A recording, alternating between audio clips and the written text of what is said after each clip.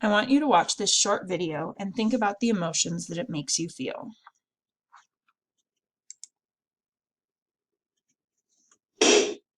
Most of you probably felt surprised. You may have smiled, and it may have even brought back memories from your childhood. However, what you probably didn't feel was fear or panic.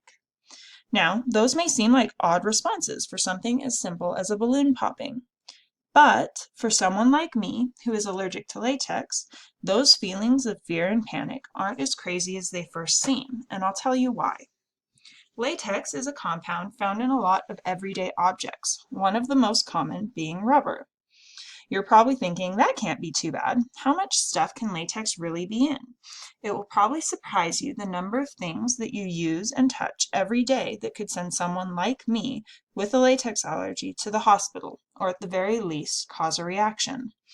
Right now, there's no known cure for latex allergies, and they can be life-threatening. This is why it's referred to as a chronic disease and why being aware of it is so important. There are two major reactions that a person with a latex allergy can have when they encounter it: anaphylaxis and asthma.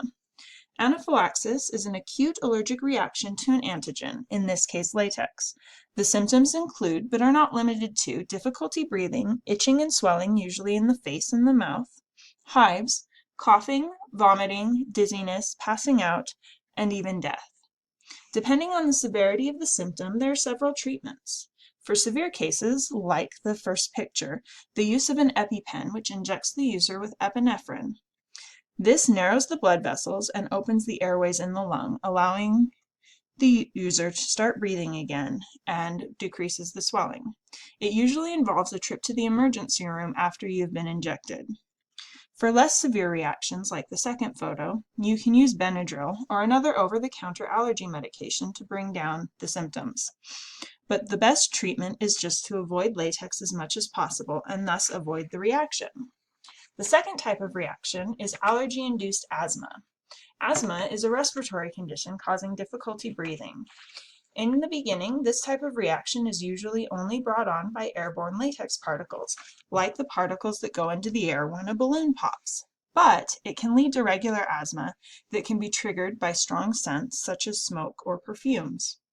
This is treated with just regular asthma medication, such as an inhaler, but could also lead to a trip to the hospital depending on how bad your asthma attack is.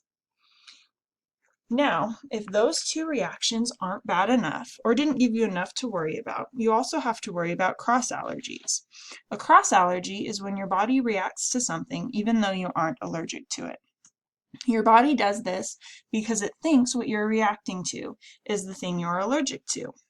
With latex, there are a whole lot of food that may cause a cross reaction if you eat it. The top 10 are bananas, avocados, chestnuts, kiwi, apple, carrots, celery, papaya, tomatoes, and potatoes. So, now you know the basics, but what does this mean for real life?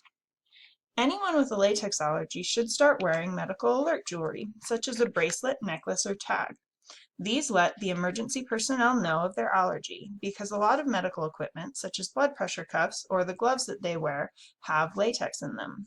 They also need to call their doctor 24 to 48 hours before their first visit to the office so that the office personnel can avoid an accidental reaction. Then you have to start being aware of all the different places you can find latex. Something as simple as buying an eraser becomes much more difficult because guess what? Most number 2 pencil erasers have latex in them.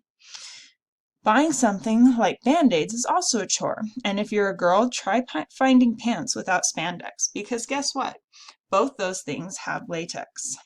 Now, those are some of the more common household items that contain latex, but a few less common would be the backing on your carpet, a latex mattress, and the glue used to seal an envelope or stick a stamp.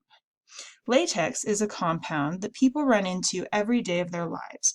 Most don't even give it a second thought. However, for those people who have latex allergies, it is always at the forefront of their minds. When walking into a store, you start scanning for balloons. When buying school supplies, you start checking for latex-free companies.